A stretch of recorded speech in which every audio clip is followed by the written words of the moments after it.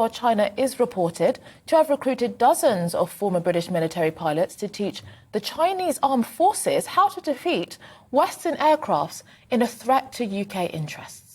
Well, the Ministry of Defence's Defence Intelligence Service issued a threat alert yesterday to warn that serving in former military personnel against such approaches. Yes, but Beijing is trying to hire more military pilots and other specialists from across the RAF, the Royal Navy and the British Army. So what threat does this pose to the West? Well, joining us now is Benedict Rogers, Chief Executive and co-founder of Hong Kong Watch. I mean, what is your reaction to this news? Many voters and ordinary people will be alarmed to find out that China are recruiting people that we've trained from our own country in order to potentially harm the UK. Absolutely. It's completely extraordinary. When I saw the news, and I've seen a lot of extraordinary news over the recent years in relation to China, but this truly was ridiculous.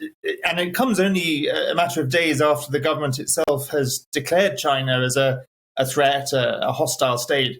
So to have our own pilots training the Chinese military is just bizarre. I'm reassured to see the government is looking to change the law to that was reported today, but it's a little bit late. But of course, the reason why China is looking to recruit so many British airmen and indeed members of the other armed services as well is surely to understand Western technology, surely to understand how to combat Western technology. Are they preparing for war? Well, you're absolutely right that that's the reason that they're doing this. And I think it does suggest that they are increasing their preparations for the potential for war. And obviously the most likely source of conflict is going to be Taiwan. So, yes, I think the threats to Taiwan have clearly been rising for some time. And this is another indication that China is preparing for this. We've heard the United States, Joe Biden, say that the US may well be prepared to militarily intervene were China to encroach upon the sovereignty of Taiwan. What does that imply for where Britain would be? And frankly, do you believe the United States government? I think I do believe the United States, and I certainly hope that they are taking this very seriously. I think the entire free world needs to stand with Taiwan, because if Taiwan were invaded by China, first of all, that would be the end of one of Asia's most vibrant democracies. But secondly, it would also put into Chinese control the manufacturing of most of the world's semiconductors that power all our technology, all our mobile phones, computers, and so on. So those are two very good reasons to prevent that happening. And I think it's absolutely right that the US should be sending a very clear and strong warning of what it will do in that situation.